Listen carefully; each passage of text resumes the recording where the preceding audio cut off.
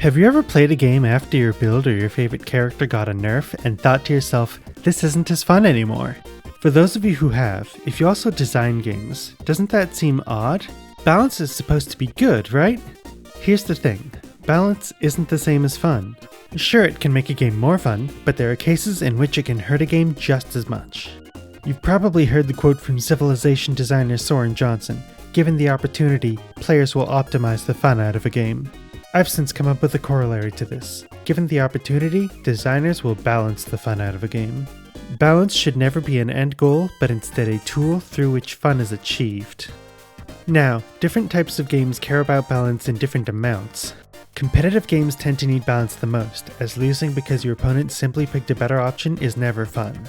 For instance, Meta Knight in Super Smash Bros. Brawl is such a good pick that half the cast effectively has non-games against him. While a more skilled player could win with a weaker option, even another high-tier character like Snake, investing the same amount of practice into the strongest option will often just lead to more wins. This is to say nothing of reducing skill as a deciding factor in the outcome of a match. Following that, purely cooperative games are less reliant on balance for their fun.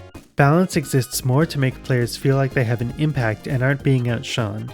But one option being strong doesn't directly reduce the fun of an opposing player in the way it would in a competitive game. That's why it's both useful and popular to have multiple distinct roles in cooperative games. As long as the tank isn't dealing more damage than the dedicated damage dealer, being the best tank in the game won't make the DPS player feel useless. Finally, single-player games can get away with imbalance more than any other type of game. A build or character that's too powerful will only detract from the fun of the person who chose to play it, and they can always choose to switch to something else. They probably won't in most cases, but challenge runs exist specifically for this reason. Which brings me to my next point, time to kill.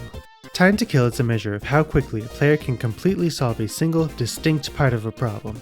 In a game about combat, this most often means defeating one enemy. Time to kill being too fast or too slow is often the biggest determining factor in a game being less fun because of imbalance. Even players who want to feel powerful typically do so not because they want to make the game easy, but because they want to face tougher challenges.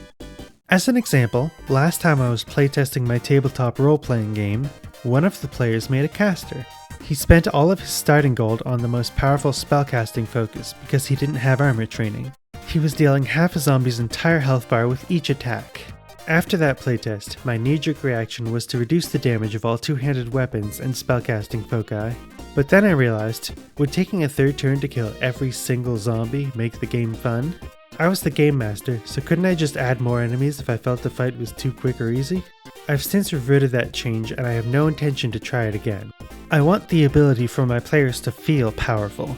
Plus, it makes tankier enemies more distinct when the DPS can't two-shot them. And that also leads into my next point. It's fun to feel powerful. It's especially important for games with character customization that players feel rewarded for the effort they put in.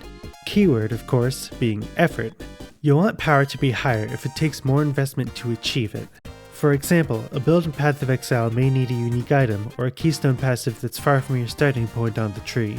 On the topic of power feeling fun, you may have heard the philosophy that it's more fun for weak options to be buffed than for strong options to be nerfed. And I feel that's true, but in my opinion it has to defer to keeping a healthy time to kill. Players will be upset when their favorite character gets a nerf, but if it brings them in line with the time to kill that better serves the game, they'll end up having more fun in the long run, even if it feels bad in the short term. And related to the how of balancing, knowing when to balance is just as important. This typically only applies to video games though. In his game design conference talk in 2019, Path of Exile lead designer Chris Wilson said that players were the most upset when balance patches were released in the middle of a league. Nerfing a powerful option means that players using it would have their builds ruined before they could face endgame content.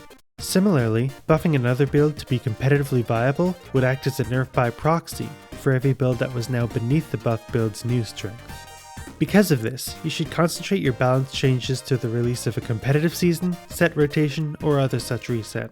You should also avoid touching the top builds or enabling new top builds with any mid-season balancing. In conclusion, balance is a tool that should be used to create fun, rather than an end goal. It'll also have different impacts for different types of games.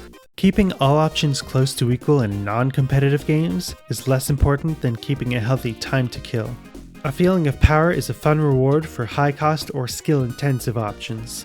And finally, you should make sure the players who enjoy blitzing to the game's hardest challenges don't feel like their decisions didn't matter because of a sudden balance patch. I hope this gave you a lot to think about for your design projects, and until next time!